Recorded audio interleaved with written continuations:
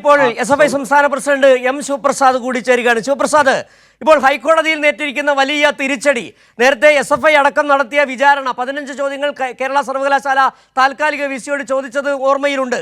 ഈ വിധിയെ എങ്ങനെ കാണുന്നു എസ്.എഫ്.ഐ?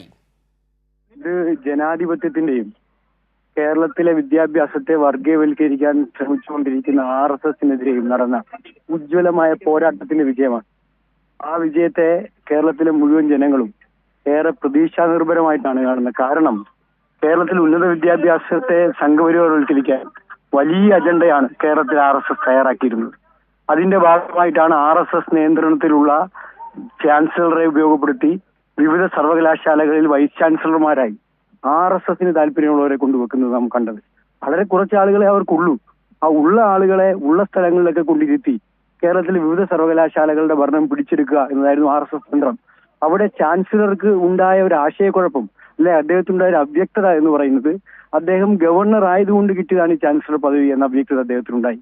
പക്ഷേ കോടതി വിധി യഥാർത്ഥത്തിൽ 2 വൈസ് ചാൻസലർമാരെ പുറത്താക്കാനുള്ള വിധിയാണെങ്കിൽ കൂടി ഈ വിധിയുടെ ഏറ്റവും പ്രധാനപ്പെട്ട മർമ്മം ഗവർണർക്കുള്ള ഒരു ഓർമ്മപ്പെടുത്തലാണ്. അദ്ദേഹം ചാൻസലർ ആയത് കേരള നിയമസഭയുടെ അധികാരം ഉപയോഗപ്പെടുത്തിയിട്ടാണെന്നും ആ നിയമസഭയ്ക്ക് വിധേയമായിട്ടേ അദ്ദേഹത്തിന് ചാൻസലർ പദവിയിൽ ഇരിക്കാൻ കഴിയുള്ളൂ, നിയമസഭയുടെ താല്പര്യത്തിന് വിരുദ്ധമായി, കേരളത്തിലെ ജനങ്ങളുടെ താല്പര്യത്തിന് വിരുദ്ധമായി ചാൻസലർ പദവി അദ്ദേഹത്തിന് ഉപയോഗിക്കാൻ കഴിയില്ലെന്നുമുള്ള ഓർമ്മപ്പെടുത്തലാണ് ഈ കോടതി വിധി. ഈ വിധിയുടെ രാഷ്ട്രീയ പ്രാധാന്യവും അതുതന്നെയാണ്. ചാൻസലർക്ക് തോന്നുന്നത് പോലെ ചാൻസലർ ഇഷ്ടാനിഷ്ടങ്ങൾ പ്രയോഗപ്പെടുത്തി ചാൻസലറുടെ രാഷ്ട്രീയ താല്പര്യം മുൻനിർത്തി RSS നിർദ്ദേശം മാത്രം പരിഗണിച്ച് ആരെയെങ്കിലും വൈസ് ചാൻസലർ ആക്കാൻ കഴിയില്ല എന്ന് വളരെ അടിവരയിട്ട് കോടതി പറഞ്ഞിരിക്കുകയാണ്. ഈ വിധിയുടെ രാഷ്ട്രീയ പ്രാധാന്യം അതാണ്. 2 സർവകലാശാല വിസിമാർ പുറത്താകുന്നു അകത്താകുന്നു എന്നുള്ളതല്ല ഈ വിധിയുടെ പ്രാധാന്യം. ഈ വിധിയുടെ പ്രാധാന്യം ഇങ്ങനെ ആരെയും കൊണ്ടിരുത്താൻ ചാൻസലർക്ക് അവകാശമില്ലെന്നും കേരളത്തിലെ ഗവൺമെന്റ് കൊടുക്കുന്ന ലിസ്റ്റിൽ നിന്നും മാത്രമേ വൈസ് ചാൻസലർമാരെ ചാൻസലർക്ക് നിയമിക്കാൻ അവകാശമുള്ളൂ എന്നും അടിവരയിടുന്ന വിധിയാണിത്. ഇത് ജനാധിപത്യത്തിന്റെ വിജയമാണ്. ജനാധിപത്യത്തെ കശാപ്പ് ചെയ്ത് സംഘപരിവാരവൽക്കരണം നടപ്പിലാക്കാൻ ശ്രമിച്ച RSSന്റെ കരണത്തേറ്റടിയായി ഈ കോടതി വിധിയെ ചരിത്രം രേഖപ്പെടുത്തും. ശിവപ്രസാദ്, ഒരു കാര്യം കൂടി, അതായത് നിലവിൽ ഇപ്പോൾ സംസ്ഥാന സർക്കാർ മുന്നോട്ട് വന്ന് ഈ ചാൻസലർ പദവി തന്നെ വേണ്ട എന്നുള്ള ഒരു സാഹചര്യം കേരളം മുന്നോട്ട് വെക്കുന്നുണ്ടല്ലോ. നിലവിൽ ഈ ഹൈക്കോടതി വിധി കൂടി അതിനാക്കം കൂട്ടുന്നതാണെന്ന് പറയേണ്ടി വരുന്നു. തീർച്ചയായും, അതാണ് ഞാൻ പറഞ്ഞത്. ചാൻസലർക്ക് അങ്ങനെ ഇഷ്ടാനിഷ്ടങ്ങൾ ഉപയോഗപ്പെടുത്താൻ കഴിയില്ല എന്ന് അടിവര വിടുന്ന വിധിയാണിത്. ചാൻസലർ ഇഷ്ടാനിഷ്ടങ്ങൾക്ക് ഒരു വിലയുമില്ല നിയമസംഹിതയിൽ. കാരണം ഓരോ സർവകലാശാലകൾക്കും അതാത് സർവകലാശാലകളുടേതായ ആക്റ്റും സ്റ്റാറ്റ്യൂട്ടും ഉണ്ട്.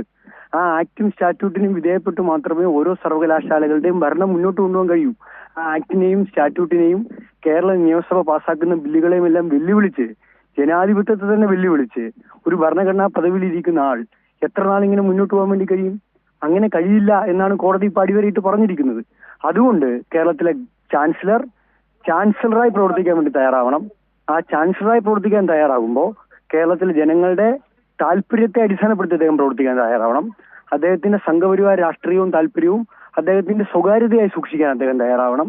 അത് സ്വകാര്യതയായി സൂക്ഷിക്കാതെ കേരളത്തിലെ ജനങ്ങൾക്കുമേൽ കുതിര കയറാനുള്ള ആശയമായി അത് പ്രയോജനപ്പെടുത്തിയാൽ ഇത്തരം വിധികൾ അദ്ദേഹത്തെ വീണ്ടും വീണ്ടും ജനാധിപത്യം എന്നാണ് എന്ന് ഓർമ്മപ്പെടുത്തിക്കൊണ്ടേയിരിക്കും. ശരി, വളരെ നന്ദി ശ്രീ എം ശിവപ്രസാദ് ഈ സാഹചര്യത്തിൽ പ്രതികരിച്ചതിന്.